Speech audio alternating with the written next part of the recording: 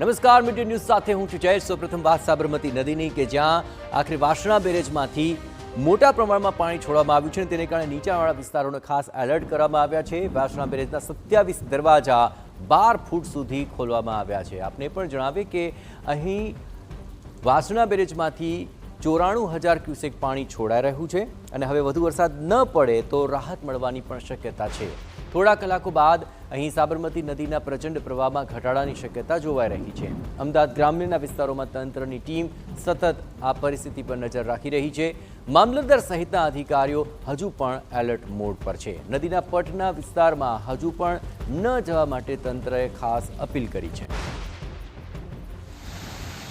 અત્યારે આપણે total 27 get free flow કરી દેવામાં આવ્યો છે, એટલે કે 12 ફૂટ ખોલી દેવામાં આવ્યા છે અને નીચાણવાળા વિસ્તારોને બધાને આપણે ગઈકાલે જ વહેલી સવારે વ્હાઇટ સિગ્નલ ઇસ્યુ કરવામાં આવેલ અને એની જાણ પણ બધા જિલ્લા વહીવટીતંત્ર તેમજ અમદાવાદ મ્યુનિસિપાલિટી કોર્પોરેશનને જેમ જેમ લેવલમાં વધારો તેમજ પાણીની આવકમાં વધારો થયો છે તે મુજબ આપણે બધાને કરવામાં આવેલ છે। જો હવે વધુ વરસાદ ના પડે તો આપણા માટે રાહતની પરિસ્થિતિ જ છે, કારણ કે સવારે 6 વાગ્યા બાદ અત્યારે લેવલમાં ઘટાડો જોવા મળી રહ્યો છે। 94,000 ક્યુસેક પાણી બાદ હવે અત્યારે આપણે 84,000 જેટલું પાણી થઈ ગયું છે।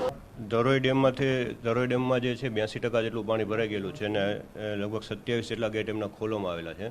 જે પણ તો હાલમાં વરસાદ ત્યાં ઉપરવાસમાં બંધ છે, એટલે ધીમે ધીમે પાણીનો જે ફ્લો છે એ ઘટવાની શક્યતા છે।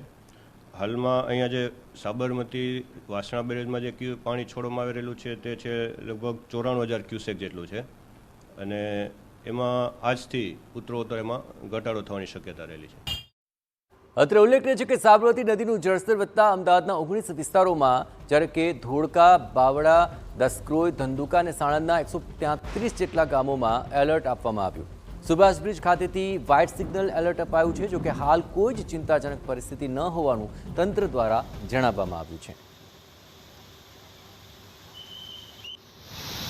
પણ હાલમાં વ્હાઇટ એલર્ટ છે એટલે કોઈ આમાં તકલીફવાળું કે સલામતીના ખાસ ઇસ્યુ આવે એવા કોઈ પ્રશ્ન નથી।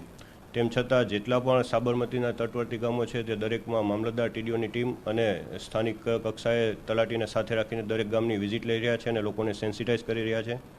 ઇનકેસ જો કોઈ શિફ્ટિંગ કે ઇવેક્યુએશન કરવું પડે તો એમના દરેક સ્થળ પણ આઈડેન્ટિફાય કરેલા છે અને જરૂર પડે કામગીરી કરવામાં આવશે। રિવરફ્રન્ટનો ઉપરવાસનો હિસ્સો ડૂબમાં જવા મામલે મોટું નિવેદન સામે આવ્યું છે। રાજ્યના સિંચાઈ વિભાગના અધિકારીની આવી છે પ્રતિક્રિયા સામે કે બુલેટ ટ્રેન પ્રોજેક્ટને પહેલાં જ કરી દેવાઈ હતી જાણ। ચોમાસા પહેલાં જ પાળો દૂર કરવા અંગે જાણ કરવામાં આવી હતી। તકેદારીના ભાગરૂપે પાળાનો થોડો ભાગ દૂર કરી દેવાયો છે।